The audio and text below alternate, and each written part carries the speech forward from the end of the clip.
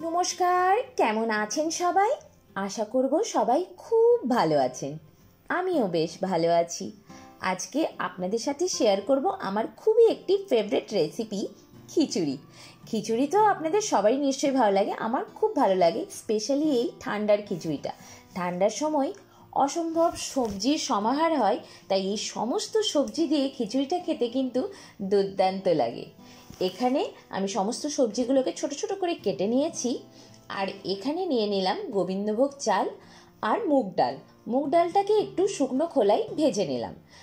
যখন সুন্দর একটা গন্ধ আসতে শুরু করবে তখন এটাকে ধুয়ে নেব। চাল আর ডালটাকে আমি একসাথে মিশিয়ে খুব ভালোভাবে কচলে কচলে ধুয়ে নিচ্ছি।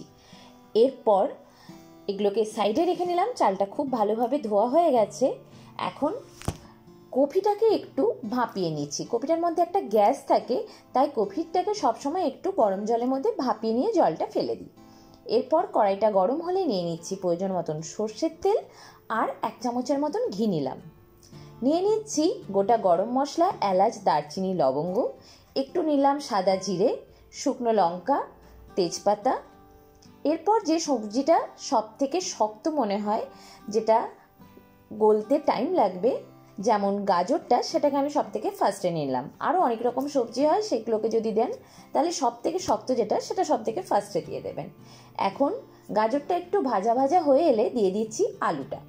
আলু আর গাজরটাকে আবার কিছুক্ষণ ভেজে নেব খুব ভালোভাবে। এটা একটু আলুটার মধ্যে একটা ট্রান্সপারেন্ট, মানে একটু ভাজা ভাজা দেখতে পাবেন, খুব একটা পুরোপুরি নয়। তখন এর মধ্যে বাকি সবজিগুলো দেবো। দিয়ে দিচ্ছি এখানে কয়েকটা বিন কেটে নিয়েছি, আর দিয়ে দেব ভাপিয়ে রাখা কফিটাকে খুব ভালোভাবে জলটা ছেঁকে নিয়েছি।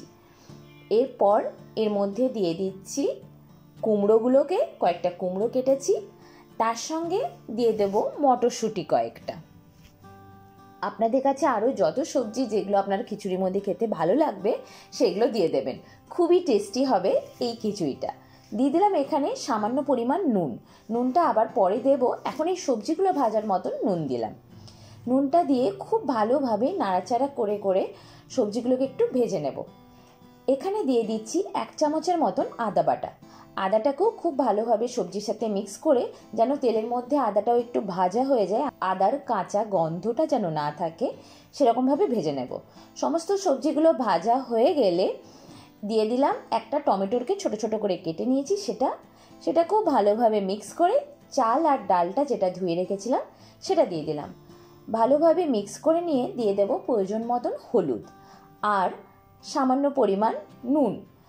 টেস্ট অনুযায়ী নুনটা দিয়ে দিলাম। আবার ভালোভাবে পুরোটাকে মিক্স করে নিয়ে খুব ভালোভাবে একটু চালটাকে ভেজে নেব। সামান্য একটু ভাজা ভাজা হয়ে গেছে। এখন দিয়ে দেব প্রয়োজন মতন জলটা দিয়ে আমি দিয়ে দেব এখানে 3টের মতন কাঁচা লঙ্কা। আপনারা আপনাদের প্রয়োজন মতন ঝাল অনুসারে কাঁচা লঙ্কা দেবেন। আমি এখানে 3টে দিয়েছি, আর সেগুলোকে কেটেও দিইনি, কেন আমার মেয়ে খাবে বলে। ওটাকে পরে আমি চিপে পুরো খিচুড়িটার মধ্যে মিক্স করে নেবো। এখন এটা গোটা গোটা দিয়ে দিলাম। এবার এটাকে ঢাকা দিয়ে মোটামুটি 8 ঘন্টার মতন রান্না করে নিয়েছি। তাহলেই আমাদের রেডি হয়ে গেছে খিচুড়িটা। একটু চেক করে নেব চাল, ডাল, আলু সমস্তটা সেদ্ধ হয়ে গেছে কিনা না।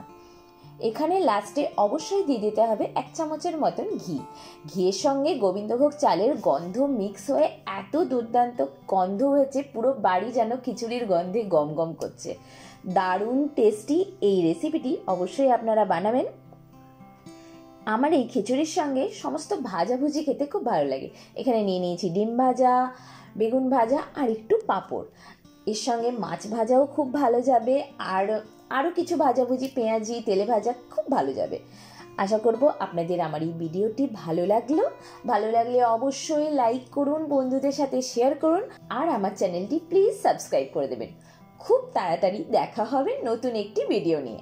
ততদিনের জন্য বাই।